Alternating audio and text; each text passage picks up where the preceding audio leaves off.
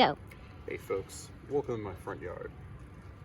Taking a look at this bicycle wheel and I'm wondering, does it have kinetic energy? Back in Unit 4, we were talking about kinetic energy. All objects have kinetic energy as long as they're moving. This bike tire is not going anywhere. Could it possibly have kinetic energy? Well, it is rotating, and if I touch it here, it's exerting a force over a distance. It does work on my hand. If we think about the pitching machine at baseball cages, inside they have two wheels pretty much like this, rotating in the same direction. Ball comes here and gets shot out. So if the pitching machine is basically a spinning wheel, and that does work on baseballs, then this guy has to have kinetic energy too.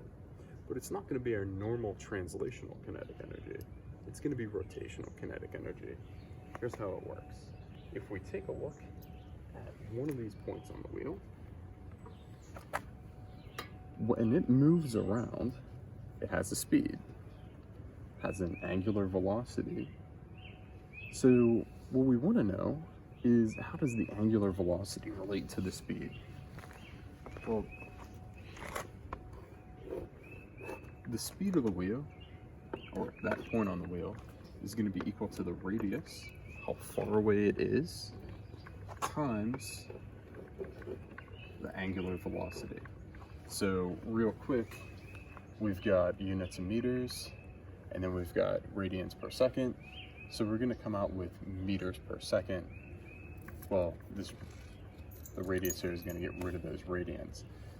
Now, if we plug that in to our formula for kinetic energy is 1/2 mv squared, we could figure out how much energy just that little part has.